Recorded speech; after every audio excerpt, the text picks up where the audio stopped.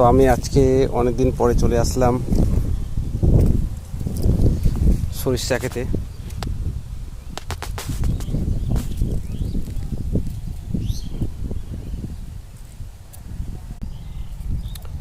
Hello guys, তো আমি আজকে অনেক দিন পরে চলে আসলাম আমার নিজের সরিষা খেতে।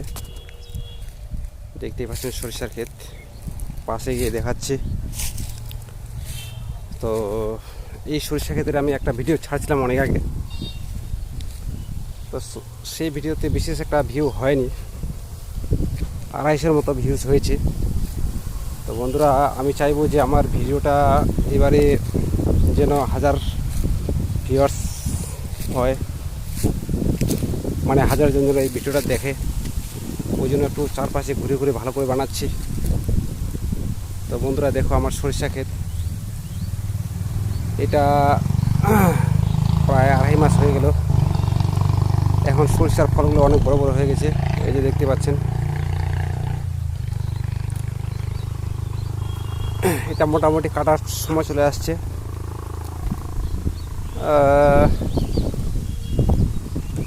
এক সপ্তাহ বা 1.5 সপ্তাহ লাগবে আর একটু ভালোভাবে পাকতে। তো তারপরে কাটতে হবে এটাকে। আর সেই সরিষা মারার পরে সরিষা থেকে আমরা মেশিনে তেল কুটে নিই। সেই তেলটা আবার যেটা বাজারে পাওয়া যায় সেই তেলের থেকে অনেক ভালো, গুণগত মান দিয়ে দিক থেকে। তো বন্ধুরা দেখো তোমরা, এখানে অনেকটা সরিষা ক্ষেত আছে, আমি চারপাশে দেখাচ্ছি। বন্ধুরা দেখুন,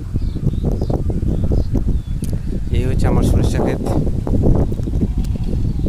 আশা করছি যে আশেপাশে যতগুলো সরিষা ক্ষেত করছে তার মধ্যে আমার ক্ষেতের সরিষাটাই আর কি ভালো হয়েছে।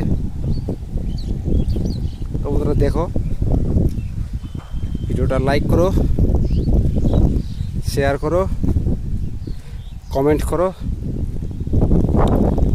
তো এই দিকটা পেকে গেছে বলা যায়, এইদিকে সরিষাগুলো একটু এই তো লাল হয়ে গেছে, প্রায় পেকে গেছে। মোটামুটি কাটতে শুরু করতে হবে মনে হয়, আর বেশি দিন রাখা যাবে না। তো বন্ধুরা দেখো, সাইডেই আছে ভুট্টা চাষ, ভুট্টা ক্ষেত। বন্ধুরা এটাও দেখা দিচ্ছি তোমাদের একটু, তবে এটা আমি করি নাই, এটা আমার দাদা লাগাইছে।